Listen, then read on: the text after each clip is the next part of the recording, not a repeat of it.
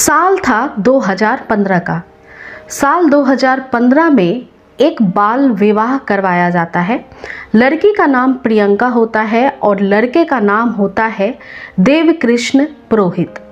इन दोनों बच्चों की जब शादी करवाई जाती है तब ये काफ़ी ज़्यादा छोटे थे और ये शादी महाराष्ट्र के पन्ना खेड़ी गांव में करवाई जाती है, क्योंकि जो लड़की प्रियंका पुरोहित थी वो इसी गांव की रहने वाली थी। इन दोनों की शादी जब करवाई जाती है तो ये शादी पूरे रीति रिवाज से होती है, परिवार वालों की सहमति की वजह से होती है। लेकिन इस शादी के बाद जो दुल्हन को विदाई कराने का रस्म होता है वो पूरा नहीं किया जाता है, क्योंकि ये शादी एक बाल विवाह थी। इस वजह से परिवार वालों ने और समाज वालों ने ये निर्णय किया था कि जो बच्ची है वो जब बड़ी हो जाएगी तब उसके बाद उसे ससुराल भेज दिया जाएगा। और इस लड़की का यानी प्रियंका का जो ससुराल था वो था एमपी में, यानी मध्य प्रदेश के धार जिला में। अब इधर शादी हो जाती है, परिवार वाले बड़ी ही खुश रहते हैं क्योंकि प्रियंका देखने में बेहद सुंदर थी और इसी वजह से देवकृष्ण आनंद की जो माता पिता होते हैं उन्होंने अपने बेटे के लिए एक सुंदर बहू चुनकर शादी करने का फैसला लिया था। ये फैसला इसीलिए इतनी जल्दी लिया गया था। बच्चे धीरे धीरे बड़े हो रहे थे और अब साल 2020 का समय आ जाता है। प्रियंका अब जवान हो चुकी थी, बड़ी हो चुकी थी और इस समय अब वो ससुराल जाने लायक हो चुकी थी। इस कारण से दोनों ही परिवार वालों ने फिर से एक बहुत भव्य समारोह किया और विदाई कार्यक्रम पूरा करके प्रियंका को बड़ी ही धूमधाम से विदाई कराकर देवकृष्ण आनंद अपने घर मध्य प्रदेश धार ले आता है। जब वो प्रियंका को लेकर के आता है, देवकृष्ण आनंद बहुत ही खुश रहता है। वो अपनी पत्नी से इतना प्यार करता है कि उसके छोटी मोटी गलतियों को यूं ही माफ़ कर दिया करता था और वह कैसे भी करके अपनी पत्नी को खुश रखने की कोशिश करता रहता था। इसी बीच पता चलता है कि देवकृष्ण आनंद जो है वो तो अपनी पत्नी से बहुत प्यार करता है, लेकिन जो प्रियंका है वो कई बार अपने पति से आनाकानी करती है, जानबूझकर लड़ाई झगड़ा करती है और उससे जो है वो खींची खींची से रहती है। परिवार में जो अन्य सदस्य थे यानी देवकृष्ण आनंद की माँ और बहन जो थी वो भी इस बात को समझ रही थी, लेकिन उन्हें लगता था कि नई नई शादी में पति पत्नी के रिश्तों के बीच में वो क्यों अनबन की जो वजह है वो छोटी मोटी ही होती है, तो क्यों वो दोनों ही इन्वॉल्व हों और क्यों दोनों को समझाया जाए। खुद ही वो कुछ समय बाद सीख जाएंगे, समझ जाएंगे कि रिश्ते कैसे निभाए जाते हैं। इधर एक दिन प्रियंका अपने पति देवकृष्ण आनंद के साथ सोती रहती है अपने कमरे में। रात के करीब 1:45 का समय हो रहा था और जो तारीख थी वो 6 से 7 अप्रैल 2026 की थी। रात को 1:45 बजे प्रियंका अचानक उठती है, चीखते चिल्लाने लगती है। आवाज़ इतनी ज़ोर ज़ोर से रूम के बाहर, कमरे के बाहर तक आ रही थी कि आस पड़ोस के लोगों को भी वो आवाज़ सुनाई देने लगती है। कुछ ही समय में प्रियंका की सास और प्रियंका की जो ननद होती है वो उठती हैं और भागी दौड़ी प्रियंका के कमरे की तरफ आने लगती हैं। उन्हें ये लगता है कि शायद उनके बेटे और बहू में लड़ाई हो गई है और वो लड़ाई काफ़ी बढ़ गई है। बीच बचाव करने के लिए, क्योंकि इतना रात का माहौल है, आसपास लोग सो रहे हैं, इस तरह से चीखना चिल्लाना अच्छा नहीं है, इसलिए वो अपनी बहू को समझाने के लिए बहू के कमरे की तरफ भागती हैं।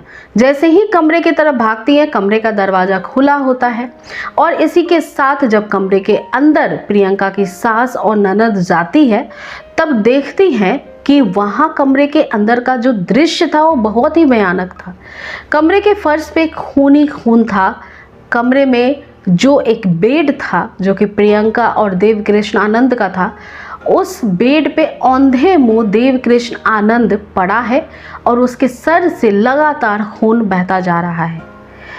आगे जब इस कमरे के बाहर जो दूसरे साइड का दरवाज़ा है वहाँ पे माँ और बहन पहुँचती है तब पता चलता है कि जो प्रियंका है उसका हाथ पैर बांधा हुआ है, बड़ी ही बेतरतीब तरीके से उसके कपड़े हैं और वो चीख रही है, चिल्ला रही है, रो रही है, बेसुध हालत में है। अब जब सास जाती है उसके पास, पूछती है कि हुआ तो हुआ क्या, तब प्रियंका बता रही थी कि 3 से 4 गुंडे उसके घर में घुसे थे और वो लूटपाट करने के लिए घुसे थे। लगभग 50,000 रुपए नकदी वो लेकर के गए हैं और 3 से 4 लाख का गहना जो प्रियंका का था वो भी वो लूट कर भाग गए हैं। और जब वो घर में घुसे थे, प्रियंका की आंख खुली थी, उस समय उसने बचने की कोशिश की, लेकिन जो लुटेरे थे उन्होंने प्रियंका को बहुत डराया, धमकाया, मारा पीटा और साथ ही ये भी बोला कि अगर अपने पति को उठाने की कोशिश करोगी, जगाने की कोशिश करोगी, शोर मचाओगी तो तुम्हारे पति को भी मार डालेंगे, तुम्हें भी मार डालेंगे।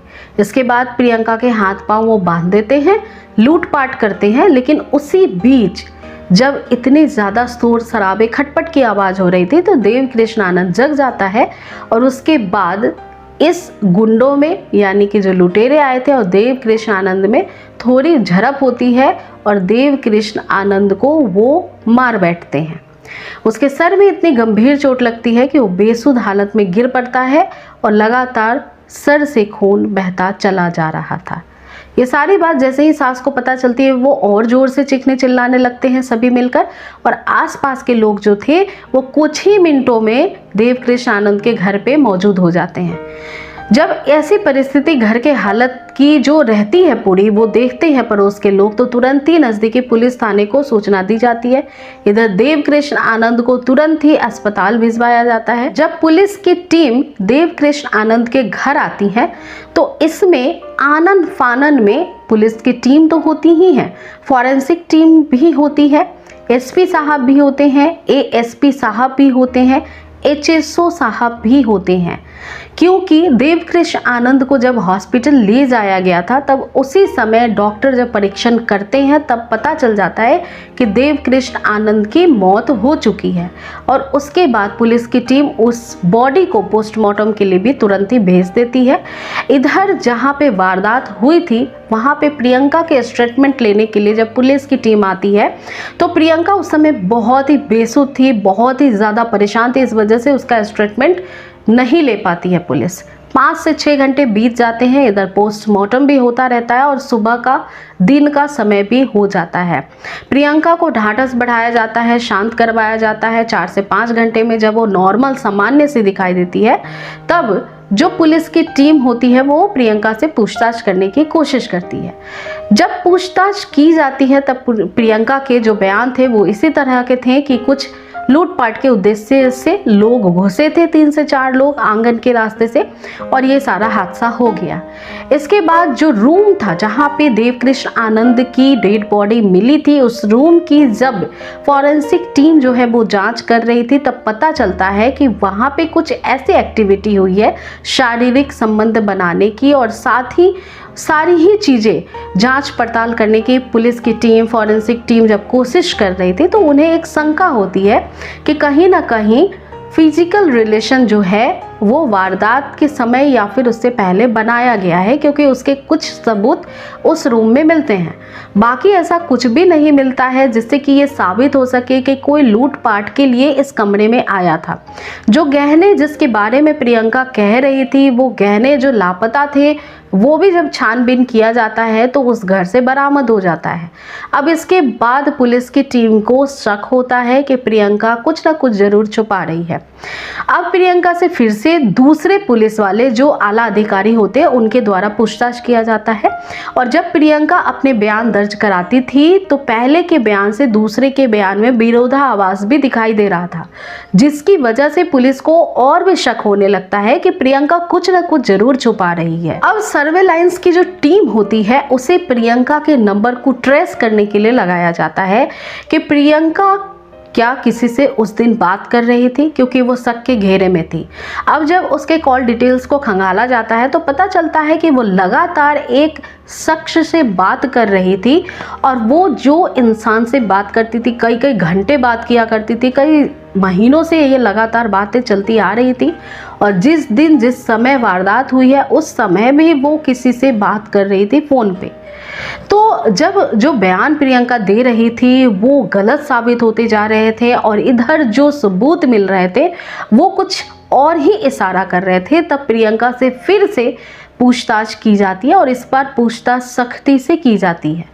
प्रियंका से ये भी सवाल किया जाता है कि क्या उसके शारीरिक संबंध उसके पति के साथ बने थे, या जो भी बात है वो बिल्कुल क्लियर बताए। इसके बाद प्रियंका कुछ ही वक्त में टूट जाती है और फिर बोलना शुरू करती है कि उसका प्रेम प्रसंग एक लड़के के साथ चल रहा है और जिस लड़के के साथ चल रहा है वो एक ढाबा का मालिक है और साथ ही वो शादीशुदा है। उसके 2 बच्चे भी हैं जिसका नाम है कमलेश पुरोहित। इसके साथ प्रियंका के संबंध 2017 से जुड़े हैं और चलते आ रहे हैं। ये सारा जो वारदात है, ये सारी जो घटना है, इसमें प्रियंका का और साथ ही उसके प्रेमी का हाथ है। अब जब पुलिस और भी डिटेल में पूछने की कोशिश करती है कि ये सारी कहानी, ये सारा वारदात, ये सारा जो एक साजिश है वो किस तरह से बुना गया, तो आगे परत दर परत ये सारी ही कहानी शुरू हो जाती है खुलना, क्योंकि अब कमलेश पुरोहित को भी पुलिस अरेस्ट कर लेती है। दोनों को सामने बिठाया जाता है। दोनों से जब पूछताछ की जाती है तब दोनों अब सच बोलने पे मजबूर हो जाते हैं। सच ये पता चलता है कि बाल विवाह जब प्रियंका की हुई थी तब उस समय प्रियंका बहुत छोटी सी थी। जैसे जैसे वो बड़ी होने लगती है मायके में ही, वैसे ही साल 2017 में उसकी मुलाकात होती है कमलेश के साथ और वो कमलेश से प्यार करने लगती है। इधर कमलेश भी शादीशुदा था, प्रियंका भी शादीशुदा थी, लेकिन दोनों के प्यार संबंध कुछ इस तरह से परवान चढ़ रहे थे कि दोनों शारीरिक संबंध भी बनाने लगते हैं और वो भूल जाते हैं कि वो शादीशुदा हैं। इधर 2020 का समय आता है और ये जो साल था ये प्रियंका की विदाई का साल था।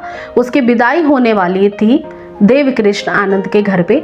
उस समय प्रियंका की जब विदाई हो रही थी उस समय वो देवकृष्ण आनंद के घर जाना नहीं चाहती थी, काफ़ी नाकुर नुकुर कर रही थी। इधर परिवार के लोग उसे विदाई करने के लिए सारी रस्मों को करने में व्यस्त थे और उधर प्रियंका एक अजीब सी उलझन में पड़ी हुई थी कि उसे ससुराल नहीं जाना है, क्योंकि उसे देवकृष्ण आनंद पसंद नहीं था। देवकृष्ण आनंद जब बड़ा हुआ तब वो थोड़ा सांवला था और प्रियंका के तुलना में वो कम सुंदर था। प्रियंका बहुत ज़्यादा सुंदर थी। जैसे तैसे वो ससुराल तो चली जाती है, लेकिन वहाँ पे भी वो फ़ोन के जरिए अपने प्रेमी कमलेश से जुड़ी हुई रहती है। वो उससे बात करती है घंटों घंटों, और जब ऐसे ही वो बात करती है, चैटिंग करती है, तो एक समय साल 2022 में उसकी ननद जो ज्योति होती है वो अपनी भाभी को रंगे हाथों पकड़ लेती है। अब जब वो पकड़ लेती है ऐसी अवस्था में कि उसकी भाभी का किसी के साथ अफेयर है, तब उस समय भी ज्योति के साथ खूब प्रियंका लड़ाई करती है और फिर वो सीधे मायके पहुंच जाती है, क्योंकि प्रियंका का ये एक बहुत ही आम रूटीन था कि वो छोटी छोटी बातों पे लड़ाई करती थी, फिर मायके चली जाती थी, कुछ महीने रुकती थी, फिर वापस आती थी। लेकिन इस बार साल 2022 में जब इतनी बड़ी बात उजागर हुई परिवार वालों के सामने, तो उसे डर हो गया कि ये जो है समाज में भी बात फैल जाएगा, उसके परिवार वालों को भी पता चलेगा, तो क्या करे बचने के लिए। इस वजह से वो सीधे सामान पैक करती है, मायके चली जाती है और धमकी दे करके जाती है कि देवकृष्ण आनंद के साथ वो नहीं रहना चाहती है और वो कोई और रास्ता ढूंढ ले, लेकिन वो तो उसके साथ नहीं रहेगी। अब इधर परिवार वाले परेशान हो जाते हैं। साल बीतता चला जाता है, महीने बीतते चले जाते हैं, लगभग 2 साल तक वो ससुराल नहीं आती है। और जब 2 साल हो जाते हैं तब देवकृष्ण आनंद का परिवार इतना परेशान हो जाता है कि जो सामाजिक रूप से पंचायत होती है इस तरह की कार्रवाई होने लग जाती है। दोनों परिवार के लोग, दोनों पक्ष के लोग, दोनों गांव के लोग बैठते हैं और जा करके वहाँ पे सार्वजनिक एक जो निर्णय है वो लिया जाता है। इस सार्वजनिक जो सभा होती है उसके अंदर प्रियंका की कुछ शर्तें होती है जो कि देवकृष्ण आनंद के परिवार वालों को मानना पड़ता है, क्योंकि देवकृष्ण प्रियंका को छोड़ना नहीं चाह रहा था।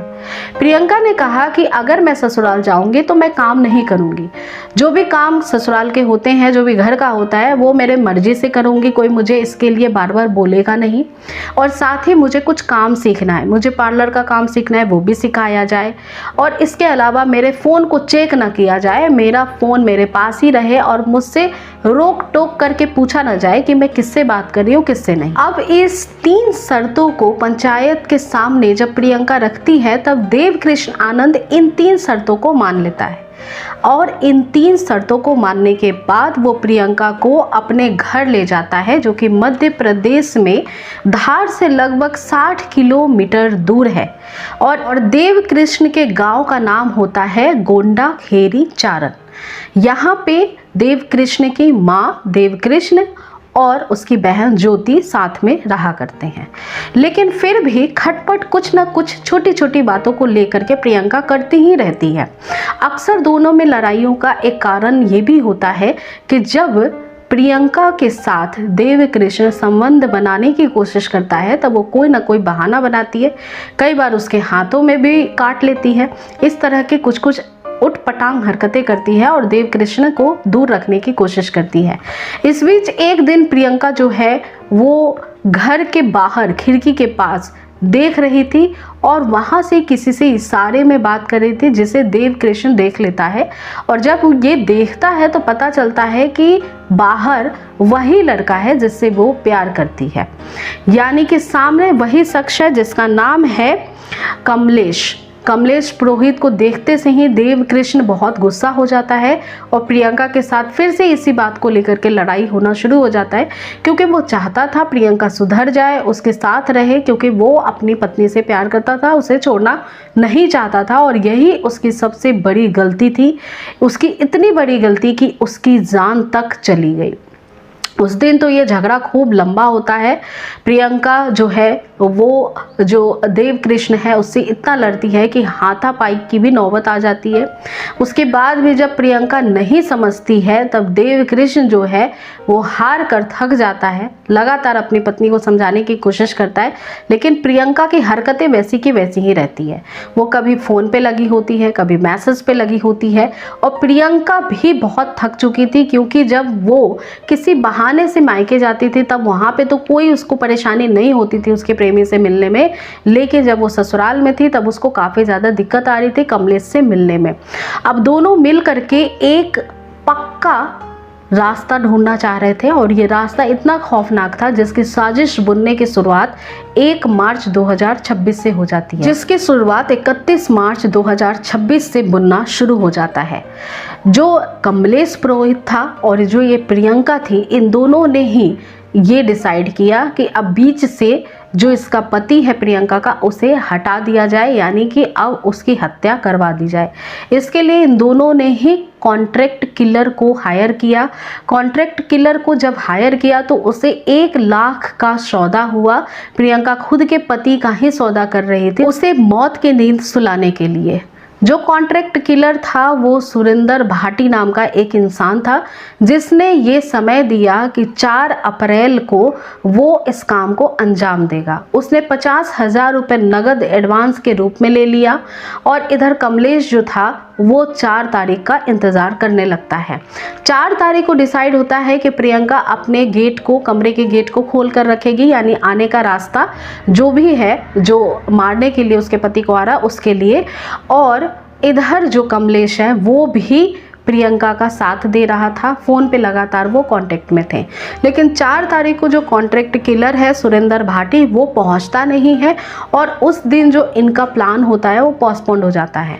इसके बाद प्रियंका बहुत गुस्सा करती है और सीधे कमलेश को बोलती है। कमलेश पुरोहित जो होता है वो सुरेंद्र भाटी को कहता है कि अब तुम जो पेमेंट तुम्हें दिया है काम करने के लिए वो तो हुआ नहीं, तो वापस कर दो। तब कमलेश भाटी ढाढ़स दिलाते हुए कहता है कमलेश को कि तुम्हारा काम 1 से 2 दिन में हो जाएगा। और इसके बाद 6 तारीख को रात को ही ये सारा काम करने के लिए प्रियंका, कमलेश और सुरेंद्र जुट जाते हैं। और जो निर्णय लिया गया था, जिस तरह से इन्होंने साजिश रची थी कि प्रियंका जो है वो कमरे का गेट खोल करके रखेगी, 2:30 बजे 1 बजे की दरमियानी रात के बीच ये सब कुछ करना था। उस समय सभी लोग सो जाते हैं, आसपास पूरा सुनसान होगा तो कोई देख नहीं पाएगा। और उसी बीच जब प्रियंका के पति की नींद लग जाती है, गहरी नींद, तब सुरेंद्र भाटी अंदर आता है घर में और बड़ी ही तेज धारदार हथियार से वार करता है सोते हुए देव कृष्ण पे, जिससे उसके सर में एक सीरियस 12 इंच की इंजरी होती है, जिसकी वजह से उसकी डेथ हो जाती है वहीं पे। यानी मौकाए वारदात पे ही वो दम तोड़ देता है।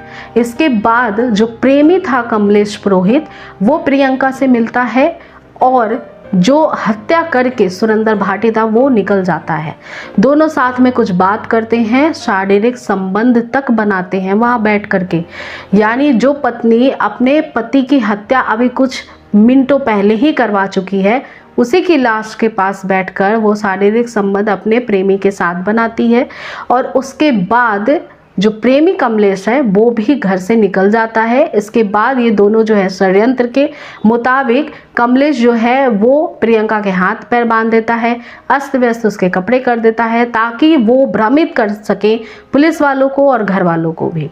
इसके बाद प्रियंका चिल्लाना शुरू करती है और उसके बाद की कहानी अब इतनी ज़्यादा उजागर हो चुकी है कि हर सोशल मीडिया पे ये न्यूज़ जो है वो आग की तरह फैलता जा रहा है। और इस केस को सोनम रघुवंशी केस के साथ भी जोड़ करके देखा जा रहा है, क्योंकि इसमें भी ऐसा ही एक कत्ल हुआ था जो पति पत्नी के रिश्ते को तार तार कर देता है। ये भी एक बहुत चर्चित केस है जिसकी पूरी स्टोरी जो है मैंने अपने चैनल पे बताई हुई है, तो आप चाहें तो चैनल के वीडियो के प्लेलिस्ट में जाकर उसे देख सकते हैं। ये इतनी ज़्यादा फेमस स्टोरी है, इतनी ज़्यादा फेमस क्राइम है जो कि साल 2025 में हर मीडिया चैनल के सुर्खियां बटोर रही थी। और ये भी जो देवकृष्ण आनंद और प्रियंका की कहानी है वो भी एक ऐसी कहानी है जिसमें पति पत्नी के रिश्ते को कलंकित कर दिया है। तो अभी तो आरोपियों को अरेस्ट कर लिया गया है, यानी कमलेश पुरोहित, प्रियंका पुरोहित पुलिस के गिरफ्त में है। इनके खिलाफ जितने एविडेंस है वो सब कुछ इकट्ठा पुलिस की टीम कर रही है। जो कॉन्ट्रैक्ट किलर था वो अभी फरार है, उसकी भी गिरफ्तारी के लिए पुलिस कोशिशें कर रही है। तो आज की कहानी जो थी वो यहीं तक थी। आरोपियों को जल्द से जल्द कड़ी सजा दिलाने की कानून जरूर कोशिश करेगा। साथ ही जो आरोपी पकड़े गए हैं वो तत्काल जेल भेज दिए गए हैं, उन्होंने अपना गुनाह कबूल कर लिया है। लेकिन ये कहानी जो मैंने आप सभी को सुनाया है, इसका उद्देश्य सुनाने का मेरा ये बिल्कुल भी नहीं है किसी भी व्यक्ति की भावनाओं को ठेस पहुँचाना या दुख पहुँचाना। मैं कहानी बस आपको सचेत और जागरूक रहने के उद्देश्य से सुनाती हूँ। तो यदि आप क्राइम से रिलेटेड स्टोरीज सुनना चाहते हैं तो आप इस चैनल को सब्सक्राइब कर सकते हैं, इस वीडियो को लाइक कर सकते हैं और अपने सुझाव और राय भी हमें कमेंट सेक्शन में लिखकर बता सकते हैं। तो आज की कहानी यहीं तक थी। मिलती हूँ फिर अगली नई कहानी के साथ। तब तक आप सुरक्षित रहिए और खुश रहिए, सावधान रहें। धन्यवाद।